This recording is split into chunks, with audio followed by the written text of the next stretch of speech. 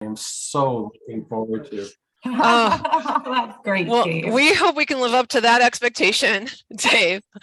That's a lot of pressure. Yeah. All right. Okay. Well, no pressure on you guys. No pressure. You're gonna rock and roll it, and if you don't, we'll Yeah. let it go. Right. It's not the end of the world. It's not the end of the world. It's Friday. Hopefully everybody has a bevy. The good, we can all join Paul in his world. It's definitely past happy hour time over there in good old Glasgow, Scotland. So yeah, drink up, everybody. I'm in London today. Oh, you're in London. Wow, Yay. over there. Yeah, Lewis is there too. I am. Ah, I love that. We've got, well, first of all, let me just say, I'm thrilled that we changed to the time so that we've got people in EMEA that can join. That's the first thing. I love this new times. We were doing the pub crawl Friday nights Pacific time so that it would maybe encourage a little bit more of merrymaking. But I love noon. I go to, you guys, I'm so old. I fall asleep it's so early now that it's just like noon for me is like my peak time. So I'm like thrilled to be doing this at noon, and I'll have a lot more energy than I do when it's 5 o'clock here, and all of our beautiful EMEA folks can join. So it's awesome. It is awesome. Thanks for being here, everybody. Yeah, so I'm sure we'll get more joiners as we go, but let's get started. We've got a super full, robust hour today. And I want to say, first of all, I'm Lisa Payton, if anybody does not know who I am. I'm a full-time prof down here in Eugene at the University of Oregon, teaching XR media strategy for upcoming strategists. It's awesome teaching this subject. It's a passion of mine and has been for a very long time, almost 20 years. And I also work in industry. I've been working on some projects with Billy Goldman, who is my best and dearest friend and is one of the most innovative strategic communicators and marketers that I know. And so with that, I'm going to pass it over and let Billy, who our co-host today, introduce herself. Thanks, Lisa. Lisa and I are indeed best friends. And, as we walk this path of exploring XR together, it's like, why not share and bring in a lot of people for the conversation? I myself, have been at Intel 28 years. I've done everything from PR to product marketing to sales, brand strategy. I keep coming back repeatedly to the co-marketing space as I have the most freedom here. And really, if I get excited about something, I can talk my customer into helping to pay for it and allowing me to go off and dabble in some really fun stuff. That has enabled me to win 23, Cannes Lions, a daytime Emmy. I like to be innovative in my marketing approach. And so the XR space is one I'm paying very close attention to, to really make sure that I am staying as innovative as possible. And, one of the first to really take advantage of these new tools that are really happening. And so that's me. Awesome. And I'm just putting in chat, everyone that has joined, the links to where we're actually going to be pub crawling today. So we're going to go through some news items quickly first. There's a lot that's happened since we've been on break for a few months, and man, this has been like a week packed with so much news. Yes, this week. Yeah, I know, just this week. So we're going to quickly go through some news items, and then we're going to let Media Monks take it away and talk to us a little bit about these worlds that they've created that we're visiting today.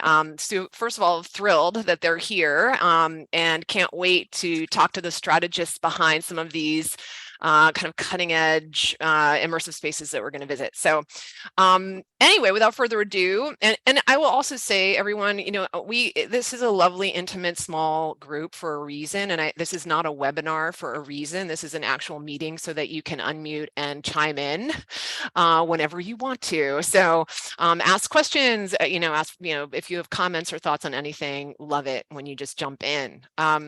So the first piece of sort of sad news that doesn't come as a huge surprise, but it's still sad to see, is one of my favorite immersive spaces, AltSpace VR, is shutting down. Microsoft purchased this world a while back, and it was one of my favorites.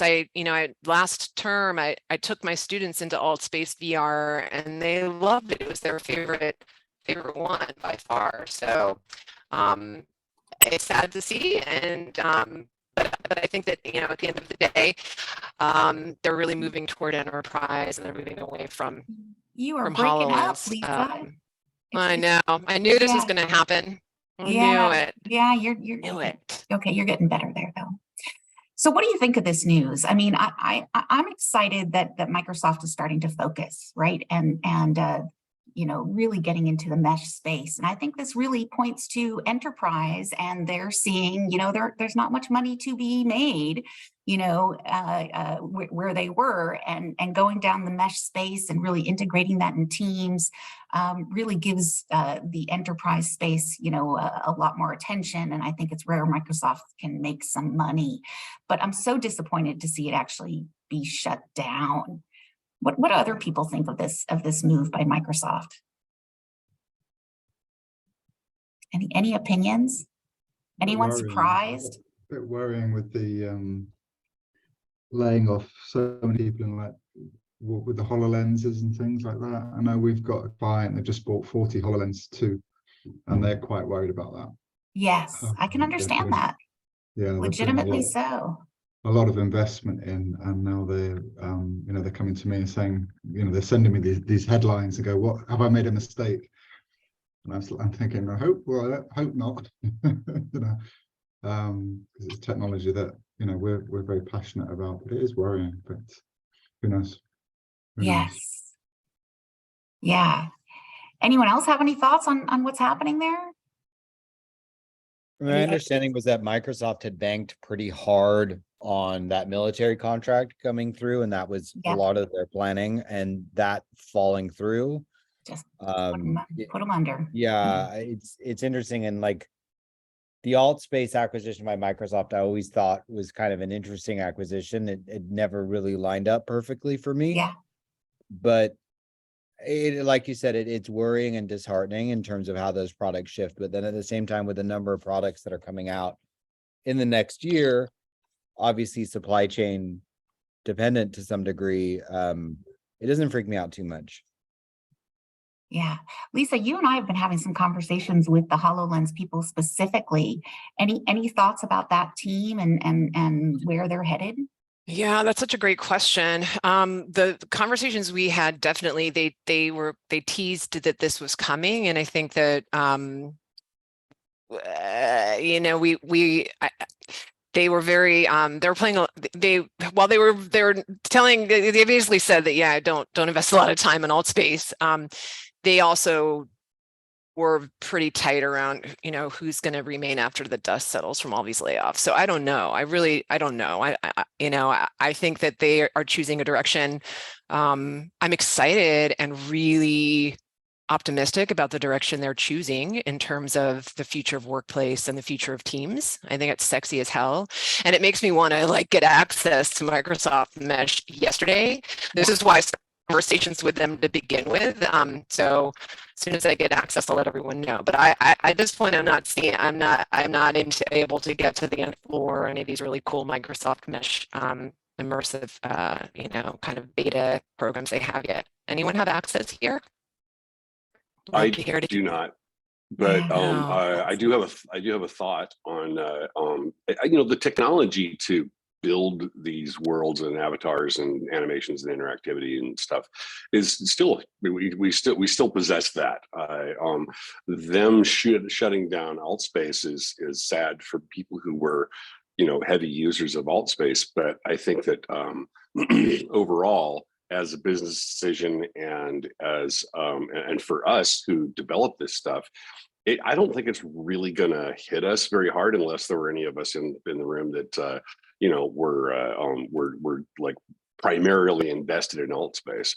I see it as a, you know, kind of an inevitable mix-up that's gonna happen all over the place. And yeah. I think this may be the year what for we it. do, yeah.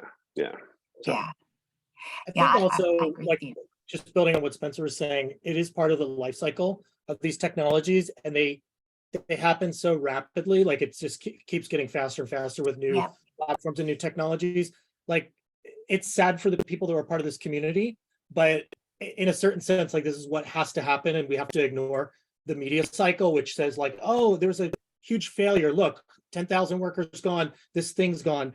I think it's more wider picture. Like, you know, lots of people used Alta Vista. Lots of people were fans of GeoCities. The internet's still here. Like, this is just going to be the pruning that happens, and something better and cooler, Mesh or whatever, is going to come out of it. I agree. Speaking of, I want to be mindful again, we have such limited time today, and I do have a few other pieces of news to get through, and then we can certainly open it back up. But if hopefully everyone here has heard of ChatGPT by this point, it's been a huge in the news. You can see all of the headlines here. And for those of you that maybe don't know what ChatGPT is, I have this kind of this reminder. ChatGPT is the chatbot released late last year by OpenAI, a company that Elon Musk and Sam Altman originally founded. The revolutionary tool reported 1 million users at the beginning of December. After being out for about a week, the program uses OpenAI's GPT 3.5 language mode, an upgraded model version released in 2020. Has anybody played around with this? Yeah, have we all? It's pretty crazy. It's pretty amazing. Yeah. Yeah. So it's a real problem for academia now, because a lot of the students are getting ChatGPT to write all their essays. Yeah. Yeah, Paul, I think exactly. that is a problem. And it's trying to differentiate, it's and it's so clever. It really is what you can ask it to do. So yeah. We need to develop an AI that can tell that it's an AI, right? Have AIs chasing the AIs. So what you were able to do it from the referencing, because the referencing wasn't quite right. But I think some of our schools are estimating 70 to 80% of student submissions are written by ChatGPT. Wow. So I have an ethical question for this group, because we were talking about this the other day. So my daughter's actually a first-year student at U of O. She's in the School of Journalism. I'm hoping she maybe moves over to your area, Lisa, at some point, but she's not there. But ChatGPT comes out, and I'm immediately thinking, oh my God, this is every student's dream. You don't have to write anymore. Is it considered plagiarism if in the future there was a way to train a localized version of GPT to train on your own work? Could you take all your high school essays and all the work you've done to date and train your own bot on your own work? Is that considered plagiarism because you're sampling from your own services? Because the debate was, while you're not copying someone's words, you're sampling other people's work. So very much like the music business, how much of someone else's work is influencing your final result? Just curious, if you could train any of these AI things to be your own work, is that considered plagiarism, and what's the ethical implications there? Well, let's open this up even further, Victor, though, for a moment. And actually, this is a great segue. So these images that I'm showing on the screen, some of are AI art generated. Yeah, I created these. I own these. Is that? Am I stealing the artwork? Right? Like, I created these. They're mine. I own them. But they're, I didn't lift a pen or a paintbrush. I'm certainly not an expert, and just the old adage, I don't know. Beauty's in the eye of the beholder, and art is whatever people, whatever the audience chooses to make it. Could you go into a gallery and sell these, and what are they worth? I have no clue. I certainly don't have a problem with it, but I would imagine that the other programs that are using stylistic stuff from other artists, I understand and respect that debate. You can't just go in and steal someone else's style, but in digital, there's no boundaries. But I was talking about like text and documents and misinformation and original content and press releases. I use a product called Copy AI. I've only dabbled in it. It's not ChatGPT, but is remarkable. Give it a couple words and it's writing press releases. It's writing all this stuff, which I would say still needs human editing. But oh my God, from zero to, wow, we have some copy. It's amazing. I think all the ethical issues. It's not ethical. It's not an ethical challenge. Yeah, I think that the ethical issues are only just it's the tip of the iceberg, right? It's tip of the spear, whatever the term is. It's just the beginning of us really kind of getting into this, and it's dirty and mucky. I think. I don't think any of us have good answers here. Yeah. Well, I would say does it even matter? So like if I'm in law school to be a contract lawyer, I'm using ChatGPT to cheat, but when I got out of law school, all of the contracts are going to be written by an AI anyway. Does it matter whether doesn't matter? Yeah. I might not have a job. I think ChatGPT just passed the bar exam in some state, was the news a couple of days ago. Yeah, I can see it. I think something kind of the opposite just happened. There was an article from NPR about Do Not Pay is the platform that's like offering $1 million for a lawyer to wear some AirPods and run a case in front of the Supreme Court repeating the words ChatGPT says. But they actually pulled out of doing that and pulled out of their first case they were going to present in February because they're getting threatened with prison time for using it in a courtroom for multiple reasons. One of the big ones is you need a recording device in order to have the GPT get the data to respond to it. And that's illegal in a court of law, at least in the state of California at the moment. Interesting. So they're wobbing and they're weaving, they're trying to figure it Yeah. out, but it's not there quite yet. So Yeah. I'm going to power through. I want to get through this deck because I'm afraid I'm going to crash and I'm nervous about it. I want to get through these, and then and I'm going to turn it over to MediaBunk so I can stop presenting and stop having kind of this panic moment of everyone dropping out of this meeting because my system crashes. So it's a long story. Anyway, I won't go into my computer woes that I've been having. I tried to upgrade to a new, anyway. Before you do that, Lisa. Yeah. David. The one comment about chat GPT, in many ways, this almost feels like Napster all over again. Yeah, exactly, David. David, I totally agree. Yeah, I'm sorry to date myself, by the way. No. I mean, the kids, everybody's sampling everything these days. I think we all need to get on board. Yep. That's my perspective. So, okay, CES happened, everyone. There's a really good article by Charlie Fink on the big story from his perspective, and that is that this idea of assisted reality, so many devices came out at CES that are kind of providing this experience that you see on the screen. We were extending our, whether it be our mobile, our desktop, our laptop screens to something that's big, right? And he's, is very bully on this technology. So I would love has anybody tried this with kind of this extender where you can get this huge screen of what's on a smaller screen? Earlier versions in like the early Oculus and early some other headsets brought a desktop app to the thing, but it was never really that responsive and not wonderful. But I like the concept of it, that your desktop is wherever you are. Yeah, it's like Star Trek coming true, where you throw what you see on your screen up into, the space in front of you. I mean, this is the true enterprise dream, I think, and really speaks to how big things will become for the enterprise space. And not just enterprise. I mean, how many times have you been on an airplane trying to look at your phone, watching a movie, or trying to, look at it's so horrific to be anywhere, crunched over a tiny screen trying to do anything, and being able to just sit back and relax and put on a super comfortable pair of glasses, and be able to drive like this woman. I mean, this woman is showing this ideal experience here. I have no idea if it's this good yet, but according to Charlie, the devices he tried are there. He thought they were awesome. So that link to his article talks a lot more about that and all of the devices that are currently on the market. It's like, I want to like $379 for that one, right? $379. It's not expensive. Like, I'll do it. I'll try it. And then the HTC that released their new headset. I believe Spencer, were you the one who had access to this thing? But this is also kind of a big moment. I think many are saying that this is going to be the next enterprise headset. Has anyone? I don't have access. Yeah. I don't have access to that, but I do have the Quest Pro and the room scale see-through. Having the ability to put a screen up in front of you is freaking amazing. It's really good, especially with the color background. Yeah. Well, I will say one thing with this or with the other slide versus this is they never talk about this, but it's one thing to see something really big when you have to gorilla arm everything. So you have, nothing against VR because I love it. But when you have to touch all the screens like this, your arms get tired. The previous one where it's just big in glasses, but you're still small, is actually like much better experience for you. Yeah, totally, Brett. Good point.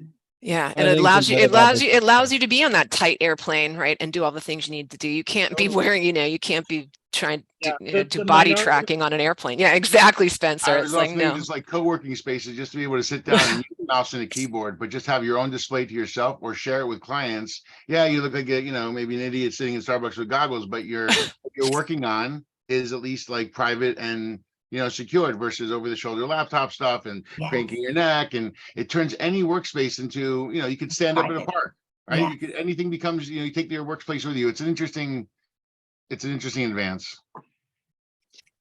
Okay, moving forward, I have shown this chart before in here. It's I love this. This is the basically all of the virtual worlds in existence. This company has been tracking them.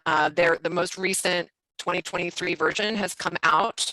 The link is there. And I want to, the big interesting sort of story here, I love the way that they separate this, and I'm not going to go too deep into the weeds on this. You could get the idea, but they've got the VR-based VWs, they've got the Ethereum kind of blockchain-based ones, and then they've got browser-based. The reason I'm showing this, just because, so if you are familiar with some of the Ethereum blockchain worlds, such as Decentraland or the Sandbox, which are, I think, two of the ones that have kind of gotten some of the biggest hype, you can see them up there, like how tiny they are. Less than 500,000 users, and in this world, it's really tiny. And it's just, I love this as a kind of benchmarking, right, around the size of the communities versus where we're going to go today. Which is here. Today we are playing in two of the largest virtual worlds in existence right now, Roblox and Minecraft, with 165 million in Minecraft, and hundreds of millions in Roblox as well. So long story short, I just love giving us communicators that perspective, as we're always thinking about scale and we're trying to understand how many people are where. And I'm not also kind of suggesting that we only go big. There are plenty of opportunities where we might want to go to smaller communities or niche communities, but again, just giving us some perspective of size here. Again, there's a lot we could talk to about this chart, and I've got the link to the chart if you want more information on it. So I made it, yay! Media Monks. I kind of think the cryptocurrency, with the two of them kind of falling down, and the barrier of having a wallet, is scary to people. I'm not sure we're going to see much growth, in the new immediate future for those that are based on cryptocurrencies. What does everybody else think of that?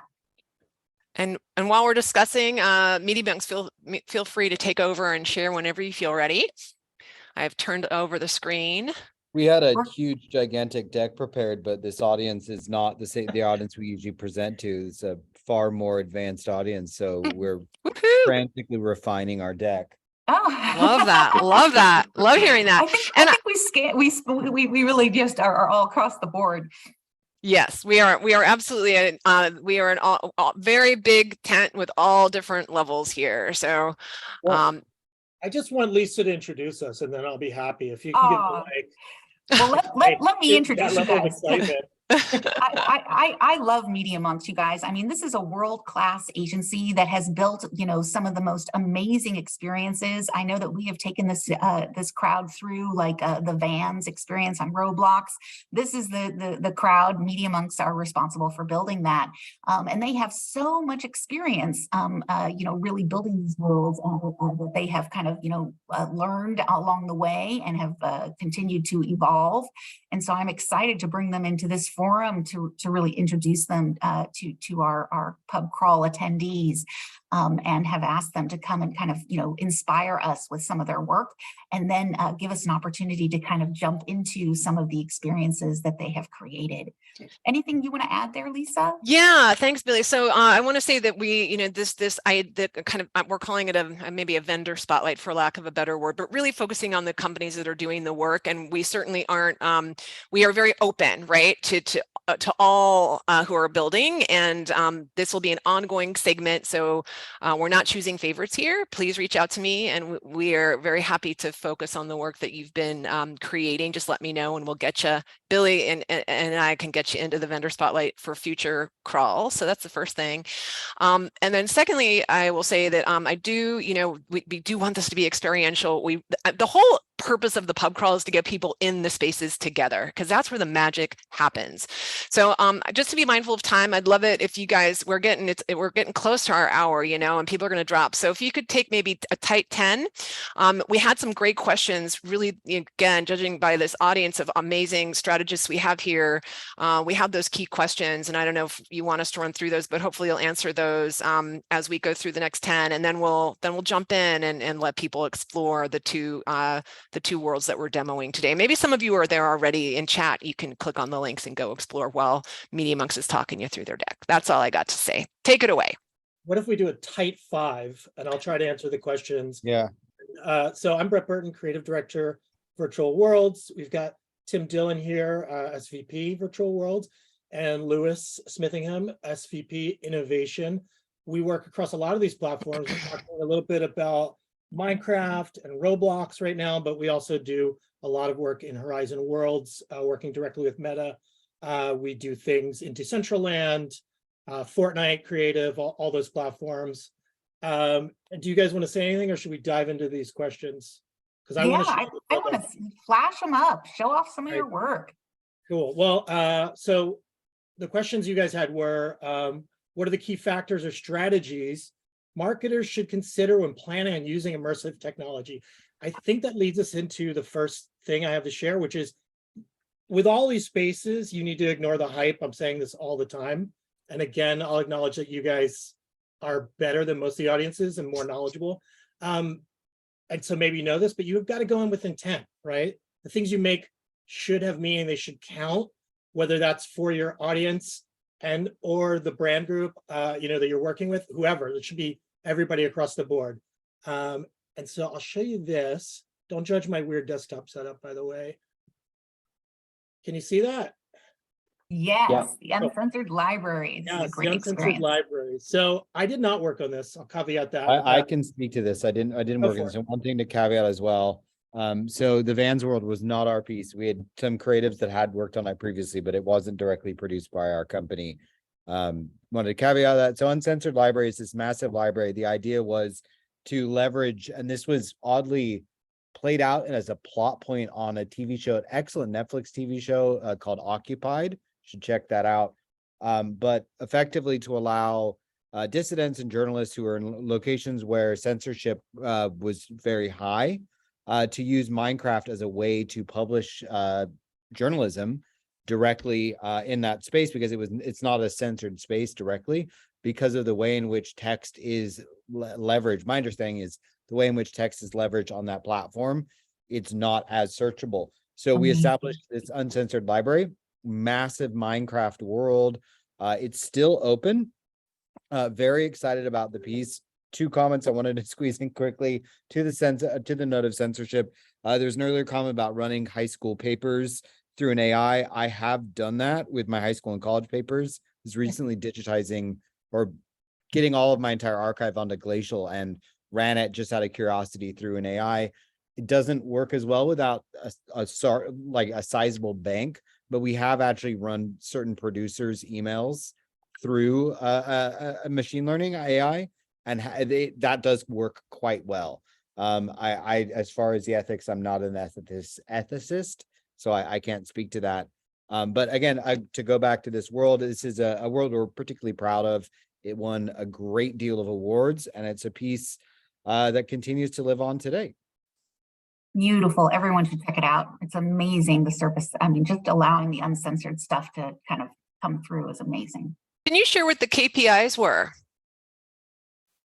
This was an interesting project. This was a for good project with us. So we were working with, it's the people who made the uncensored playlist prior to this. I'm not actually clear on what the KPIs were, because I don't know if there were directive KPIs. I think the idea was to make a fluid space that was usable by journalists directly. But I only came on when this was at its very final stages of the project. Awesome, thank you. Do you want to, did you take us in? Did we enter? Oh, I guess we can do that after you talk about. Yeah, I wanted, I thought it would go more in depth into the Roblox stuff since I'm driving and I build a lot of it. Perfect, Brett. If that's people cool. should go there on their own. That's cool. That's totally cool. Just a show of hands. I think probably in the interest of time, we don't want everyone installing Roblox, but how many people have set up an account and are in there? Is Billy and Lisa, I'm seeing. Yeah. Anybody else? Brett has one. Paul, Scott, cool. All right, so a lot of you have done this. It's not hard. It's meant for 10-year-olds to go in, but if anybody needs help, reach out to Tim. All right, I'm going to try to show you some cool stuff. I mean, we touched on sort of your second question, which is what are the KPIs? And the answer is really that it depends on who we're building for. Some of it's brand love, some of it's eyeballs, some of it is financial, some of it's charitable. It depends. If I switch, can you see this tab? Yes. New tab? Cool. So this is one that is only available to me right now and members of my team, because this was an event we did last year. So you're going to see something nobody else can see. You can't go here on your own right now. We did this for Logitech. They sponsored you probably can't actually see the Roblox though, right? If I do that, you still on the tab, right? No, we see it. It's Oh, amazing. You're in Well, world. hopefully Yep. Lewis doesn't send me any dirty messages while we're on this call. So Logitech, they make mice and keyboards. I've got all their stuff around me. This is their camera I'm talking you through. They decided to create an award for influencers, people who popularize songs on TikTok, people who dance in front of a car and get 1 million views for, someone else's music. This is sort of like the future we're living in right now. So they call them amplifiers, a lot of them, and they know they're using their cameras and their microphones and all of their equipment. So in order to promote that list, which is like a billboard list of the top influencers, they call them song breakers, they made an award show. And last year they did it, or 2 years ago they did it in TikTok. Last year they wanted Roblox. So we did a huge event. We built a giant world in here. So you see there's stuff everywhere. Unfortunately, there's no like slow rotation. That's okay. So all these people we're seeing in there, are those actual people in there? Yeah, so this was huge. This is why I wanted to show this off. So we had a lot of different people at different levels of talent, and also a lot of different levels of fidelity of how they showed up. So for instance, what you're looking at right now, that's Bretman Rock, who's a beauty influencer. And they're represented as a minifig, we call it, although they're taller than myself and everyone else. Then we've got these photos. These were not in the world to begin with. These are sort of like memorializing what we did. A lot of those people showed up as performances. So we had Lizzo performing in a fully mocapped, like giant size performance, which we can share a case study video later. That event is over, so you can't see it now. We had Gail, who, if you're not familiar, she has an absolute banger of a song called ABCDEFU. Interesting to note, Roblox is very COPPA compliant. They want to make it friendly for everybody. It's a little bit like Disney and Nintendo. So in our world, it was ABCDE Forget You, which is the sort of like child-friendly one. I think that's important to understand, because what we get from marketers often is, how do we reach directly to the people who are in here? Can we send them a promo? Can we get data on this player or that player? And you can't. It's a very closed sandbox. There's also been an effort to scale up these experiences to embrace more adult audiences.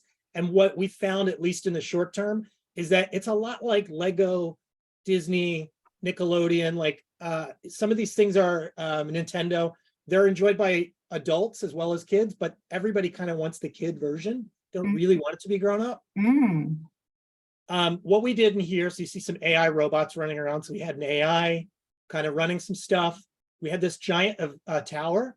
And so when you came into this world a year ago, there was a big like countdown timer, like the ball dropping on Times Square to when this tower would be open. And that's where all the concert experiences happen. In addition to the ones I mentioned, we also had a co-host who was a really popular streamer named Megan Plays. So she made a ton of content around this, but was also there in the world as an ambassador of this world. We had Jaden Smith. We had another gaming influencer named Shroud, who's like a first-person shooter guy. And then we had all of these songbreakers who are unknown to me until this event, but are known to everyone who is 15 years old.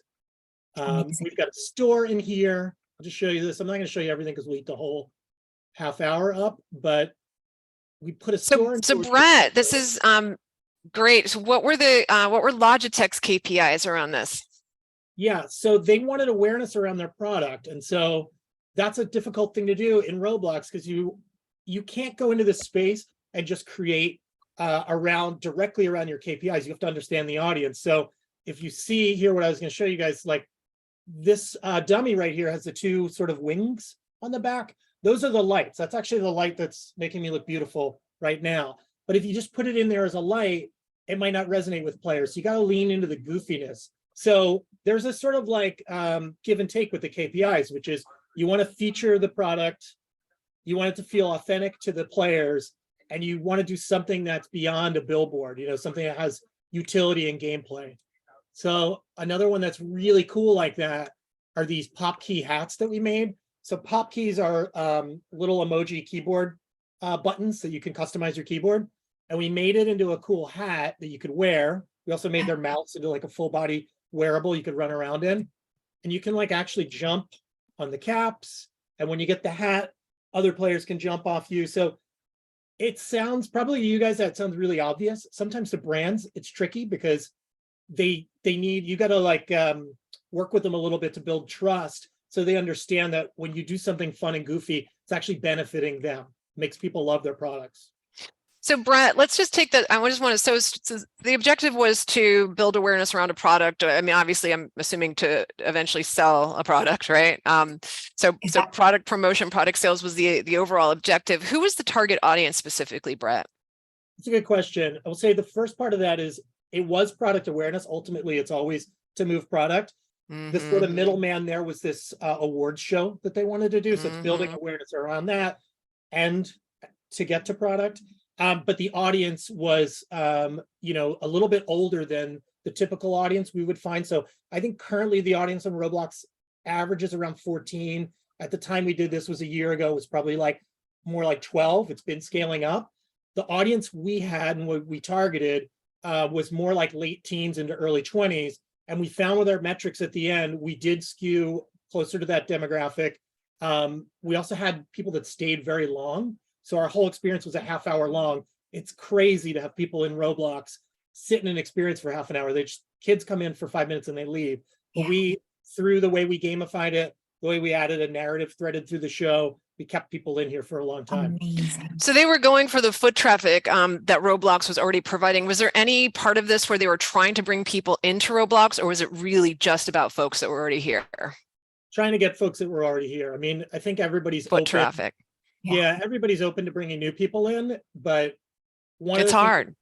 And one of the carrots that really works, this space is obviously there's no guarantees, but giving free shit away, pardon my French, that works really good with this crew. Like they love, if you see this is my character, I've got a little shoulder pet hanging out. I think he's kind of like glitched into my arm. I've got some bling on, I've got wings. This is the stuff these kids go crazy for. And that works for the audience that's already native to this platform. Can you speak? So I think one thing that, and I'm sorry to interrupt you, Billy, but just very quickly, as we're talking about ROI, which we know is a key top of mind for so many enterprise marketing teams. And I mean, I'm skeptical, and maybe others are too, that this demographic of between 15 and whatever age you said, upwards of 20, that they actually have a whole lot of disposable income that they're spending on Logitech. Did they prove out that these kids were buying shit or no? That's a good question. I actually don't know. I mean, our KPI wasn't how much sales they get. It was how many people do we get in here. And making them future buyers. And then here comes another question, Brett, is, what was the cost on this thing? We start thinking of ROI, right? How much was the brand investing in this experiment? So the outcome was like 6.6 million kids. And a lot of them, I wouldn't underestimate what they're buying with their parents' money because they're all over TikTok. So they are buying cameras and things like that. In terms of what they spent, I'm the creative guy, so I try to stay away from the numbers, but it's, in the like $250,000 to $500,000, somewhere in there. Tim, is that fair to say? Yeah, wider campaign with media spend and everything, let's call it $1 million. So, fairly average marketing project in our world. But actually, when you slice and dice it, it's still challenging to get something like this built across the Roblox build, the promo that's needed. And media spend is important. For every dollar we are building a Roblox thing, we need a media spend to promote it. And that was so it was a 50-50 split.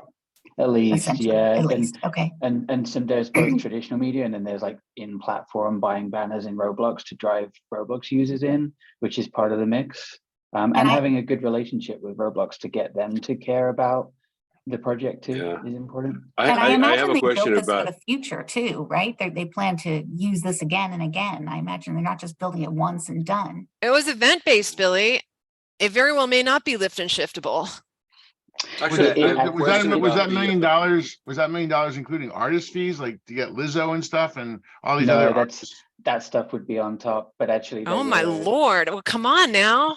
No, There Give me was the give me some- the real dirt number. Are cheap, we talking though. $5 million? Come on. No, I Let's will get say I real. actually have a, There Can I were ask a some question? efficiencies. There were some efficiencies there. Like Lizzo kind of was on contract for something. So there were some things that we kind of leveraged.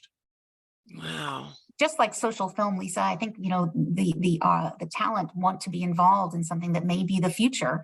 And so they're willing to do it dirt cheap. Well, okay, Spencer- dirt cheap is relative, Billy. Yeah, true. Spencer, you have Intel's a dirt question? cheap is super expensive to many others. I'm I gonna mean, take I'm sure you're not getting Lizzo for dirt cheap. Sorry, just have to say. I'm gonna take Go it a ahead, little roller Spencer. coaster Spencer's ride, got his hand up. and then we'll jump. Ah, Spencer, go. I just wanted to, the numbers are really interesting to me. They are. If you, would you guys be okay saying what the production price to Roblox was? That Roblox wasn't, but Roblox is a platform. Roblox wasn't involved financially, so I'm sorry, Okay. the client. Just to clarify, yeah, exactly.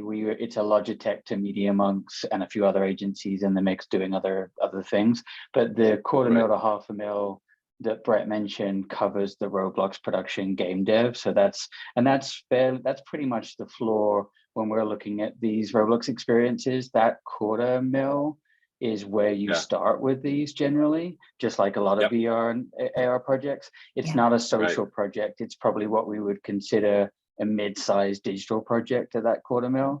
Once you get up to the $500,000, that scope shift there is how much is going on in the build, and also what's going on with that media budget. You know, like how much media budget's coming out of that. You know, right. And how much of this was custom code, and how much of it was just off the shelf Roblox interactivity stuff?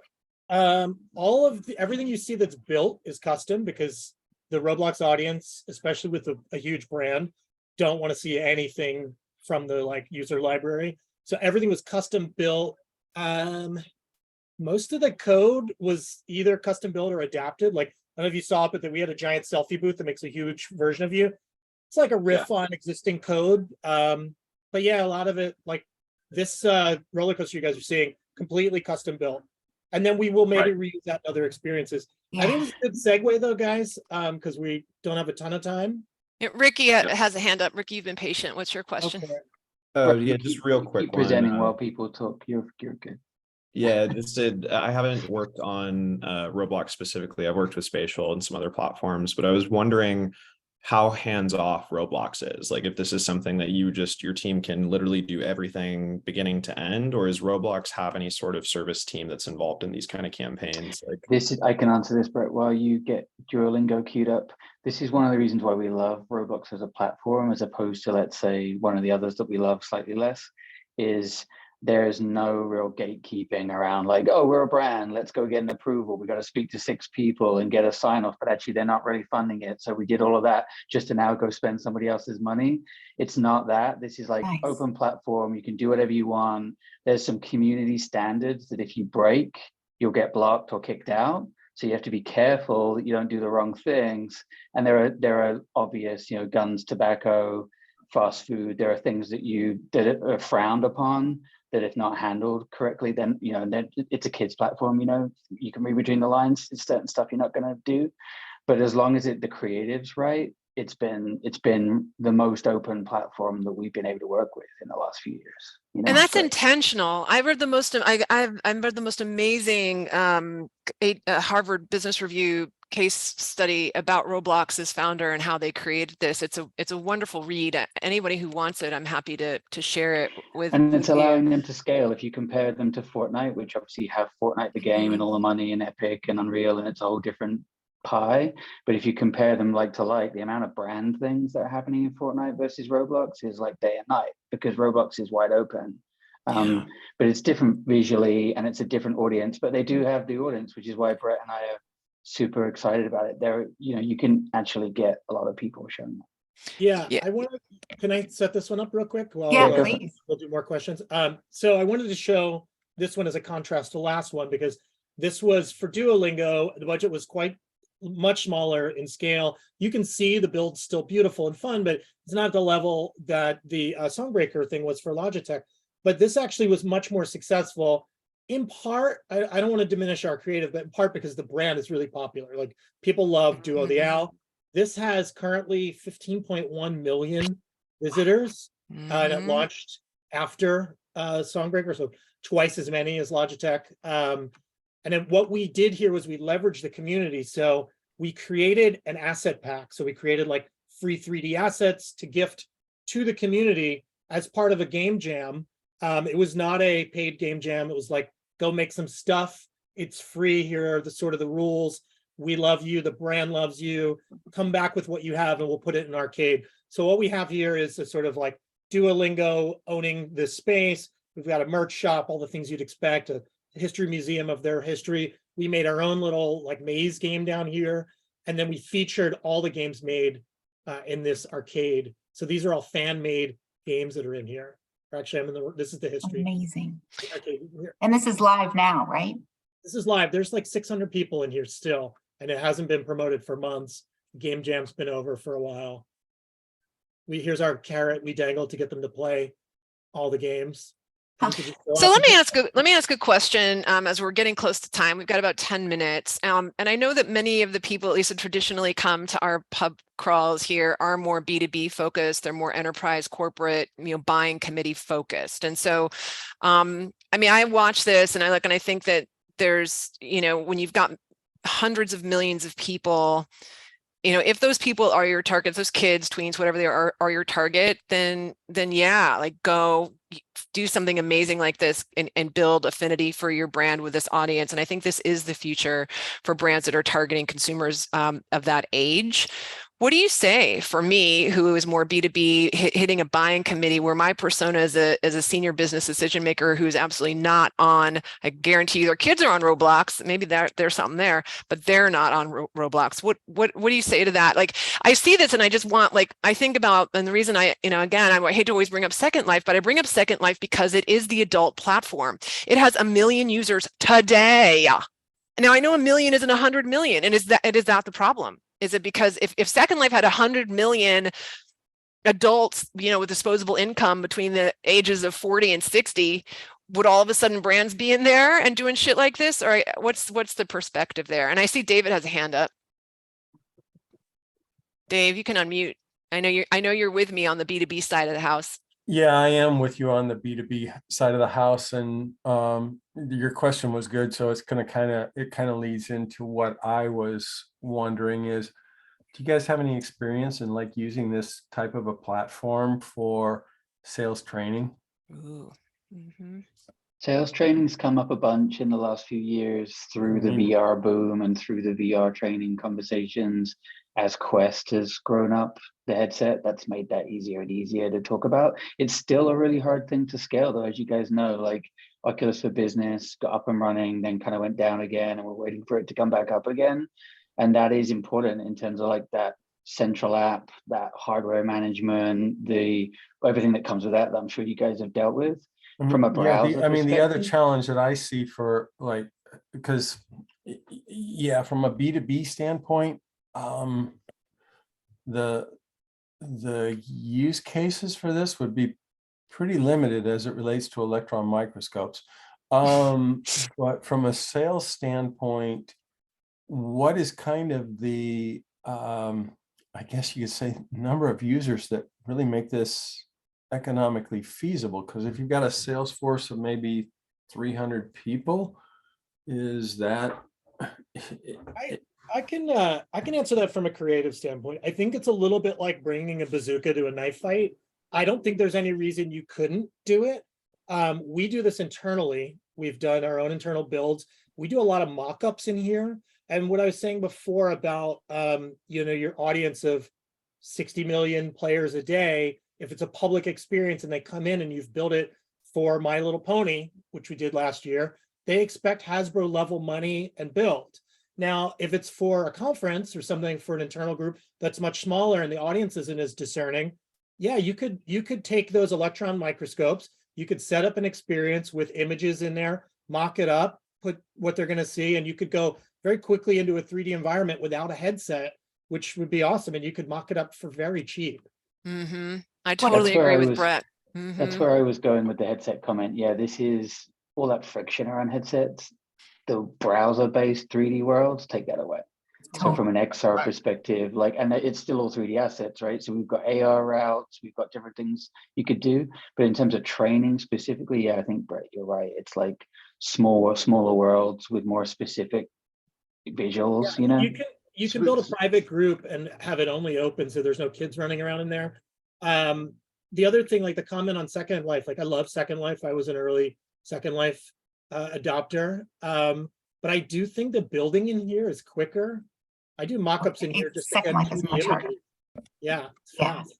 I have a question about the B2B stuff, especially for sales training or ultimately a conference. You know, this is the kind of stuff you almost expect to see at a CES 2024. So we can't be there. They've been promising this digital twin experience. It hasn't really been delivered. Has anyone seen any efficiencies to get, I don't know, lack of a better term, but these, you know, the characters built for people? Because one of the barriers is, I think, to get into these environments, it takes some time to kind of log in and make a profile or whatever. But if I invite you to the conference, I'm kind of envisioning in the future, even if it can be customized later on, I just want to invite all of you to my conference, accept the link, and now here's your character. Welcome to my environment. Yes. Because that seems to be like, people don't have time to like make avatars and learn this new product. I want them to come to the conference and get to the permission. And earlier when you asked about Roblox, like, I just haven't made time to log in and go into this universe. Of course not. Of course, no, Victor, of course not. In the corporate environment, I would like to know if has anyone have any experience to invite a body of people to kind of like, you know, grab your pre-made avatar or character and join the environment. Yes, Victor is the answer. The quick reply is Ready Player Me and Spatial, those two companies. Ricky mentioned Spatial earlier. That's out of the box. There's default avatars there. Ready Player Me goes a step further. You can make your own or you can do defaults, and it's all web-based. And so this is non-Roblox stuff. But from a B2B point of view, I think what Spatial and Ready Player Me are doing separately as companies and together is kind of got that slightly more business adult angle with your avatar creation. Like you could have badges and QR codes and spin up an avatar in seconds out of those. That's probably as good as it gets right now. And then there's a list of probably a couple of hundred other startups doing it, but they're the best right now, I think. Yeah, one of my favorite for training and kind of B2B applications is a platform called LearnBright. I worked with them extensively and actually worked with several. We did I'm trying to remember the brand now. It was like a Fujitsu. It was Fujitsu. We worked with Fujitsu to bring in their sales team selling the latest and greatest Fujitsu tech, and they did. It was very successful. And Dave, they kind of did, I think, what you're kind of thinking about here. They had it was cross-device, number one, so you could access it on a desktop, laptop. You didn't need a headset, and it wasn't really built for a headset. They brought their sales team in, but even though they didn't have the headset, they would come in together and train together, and they had 3D modules of the latest, say, fancy schmancy printer, and they had, so it was really a cool immersive way to provide their global sales team a 24/7 always on. It was AI bot monitored, right? So there was always someone there to welcome these people in. It was literally evergreen 24/7 training, and they did it in LearnBright. And I'll tell you, that tool, I will say it's maybe not quite ready for enterprise. You would definitely need a third party. I'm going to say some sort of strategist that you would hire, because the platform is a startup and they don't have that white glove service that enterprise typically need and want. But so what Fujitsu did is they had a specialist who worked with LearnBright to get this thing built, right? And but it was pennies on the dollar compared, sorry guys, to what MediaMonk is doing. Pennies on, we're talking tens of thousands rather than hundreds of thousands, and it was hugely successful. So I love what Brett said to bringing the bazooka to the knife fight. Like, you don't need something like we're showing you here to do that type of training. Yeah, to me, what we're talking about here with Roblox are the people of the future that are going to be driving those B2B conversations, and their expectations are this, right? This is their expectation, and we and the marketing side are not ready for that. And I love Journey. I'm looking at the chat. Journey is interesting. Billy, when you say people of the future, like, I plan to be retired before those people of the future get there, but like how many, 14-year-olds, what age group are you talking about when you say 14 to 20? I mean, when they're making the business decisions, I mean, they're it's right around the corner, Dave, as far as those people being on the buying committee, right? Roblox has been around for a while already, so some of the people working in their 20s now, Gen Z. But no enterprise has the stomach to try to extend and build a long-term relationship with a 14-year-old. That's never going to happen. No, Lisa, that's not the point. The point is more that some of the people entering the workforce have been players and therefore have a new relationship with games, and therefore they're in those meetings talking to their boss saying, you could just do this, right? It's super easy. It changes.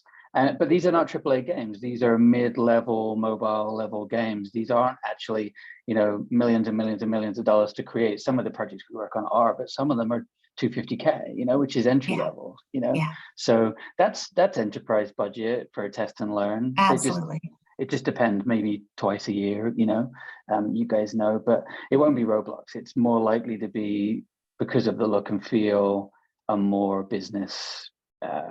Enterprise looking product. Sure, maybe Roblox will see that market in future years and spin off a separate product. We'll see.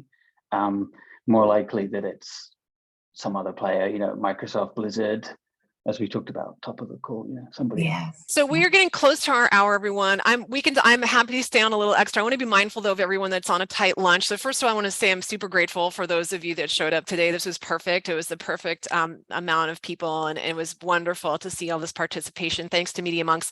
We do this every month. It's the fourth Friday at noon. Once a month. It's the monthly pub crawl. If you are on the invite, it's a recurring calendar invite. Please come back. We would love to see you again and again and again as we develop this conversation around marketing and strategic comms and how XR is playing a role in that. And I have recorded this and it will be up on my YouTube channel soon. So if someone wants the on-demand version, I'll have it. So just let me know. And typically I send that out to the group as a follow-up. So love you all. Love that. And I'm not going anywhere. I'm just giving love to all that are. I just have to say thank you to Media Monks. I mean, what you're showing us is just so inspirational and just gets us so excited about what's happening out there. And even though we didn't get to all drop into the world because there's too much to talk about. People were in the background. We are in the world. I was just too glued to everything that was happening. I'm just so impressed with your work, and I think so highly of you guys. I'm so impressed. Thank you. None of you is this pink pony that's been following me around, are you? You're very interesting to the pink pony. I love it. We can certainly send you guys a list of links and anything. It's hard to cover so much ground quickly, but if there's anyone here wants more info from us, our door is open. Of course, hit us up anytime. We're happy to send emails back. Steer people your way too. I will just say, for anyone who might still be skeptical about the value of Roblox as from a strategic comms marketing perspective, I logged in today and to My Little Pony here world, and immediately, it sounds silly, but even on the 2D version, I was filled with this magical sense of like childhood joy. It just gets you. And like, what brand doesn't want that kind of connection with their customer, right? That's it. That's the deal. And the speed of it, Lisa. I mean, we could build something like this in less than 6 months. There are other games that Hasbro were building for My Little Pony that would be a year and a half. And what's challenging about that is that news cycle. When you're on a year and a half long project for a game, stuff changes, but you can't change. You just have to keep going and build that product. Even cultural expectations change things, fold in ideas, be reactive. It's a great marketing format in that it's agile and shorter form in that regard. Yeah, I love it. Any other questions? Throw them in chat. We can go over by 15 minutes or so if anybody has additional questions. I know we had a great group tonight, so unmute or throw your questions in chat. I was trying to monitor chat for much of the conversation. I have a quick comment and then I have a question. Ricky. The quick comment I wanted to make is all of my experience in metaverse has been with enterprise and business, and I just want to remind us of like, what is the alternative, right? So when you're thinking about Paul Chappers, thank you so much for coming. Love you, love you, love you. Like when you're thinking about like maybe like not a AAA game, but something you can do within, 6 months, you can do it within a budget. That's still more interesting than a Slack call or a Teams meeting. Sure is. Like even with like a kind of cheesy old school style game, it still breaks the mold. It helps people retain the information. Exactly. Puts them in an emotional state. So I think there's still value for enterprise, even if it does 100%. feel a bit cheesier. But then my question is, there's kind of two approaches, right? There's like Roblox and Spatial and all these kind of platforms that are pre-built and maybe even open world where a lot of people can come interact. But then there's also this like walled garden approach of like creating your own hosted environment, like a configurator or a digital showroom or whatever. And with your guys' experience with these campaigns, I'm just wondering what percentage is asking for the pre-built world versus their own walled garden or their own experience. Interesting, Ricky. Good question. Part two to that Tim, is, you're what is on your mute. opinion on the pro and con of one versus the other? Would also Yeah, be I'll give you my take, and Brett obviously can add his from a creative point of view. From a business point of view, there are companies out there templating things, and we've seen it, and it actually is working to an extent. Like you can build a big theme park, you can take certain game dynamics, you can template those out, you can potentially use those again. So some of those savvy clients are coming in the front door and saying, hey, we know you guys can reuse this stuff.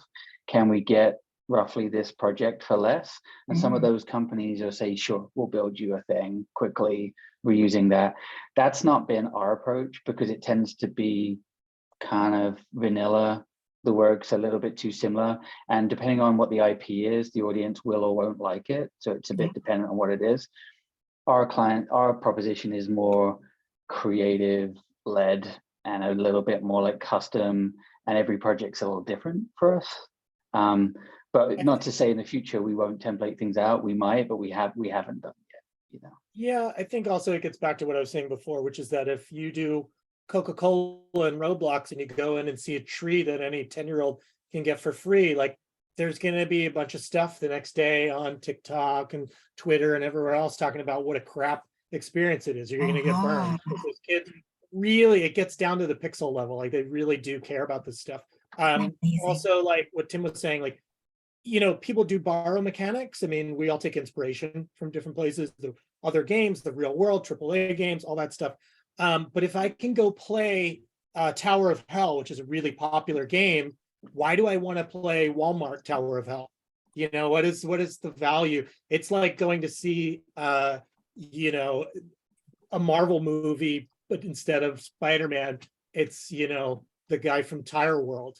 Well, let me add a layer to the question though. So something I could compare it to in the physical world is like a store inside of a mall next to a ton of other stores, and people go to the mall and then go in from one store to another store.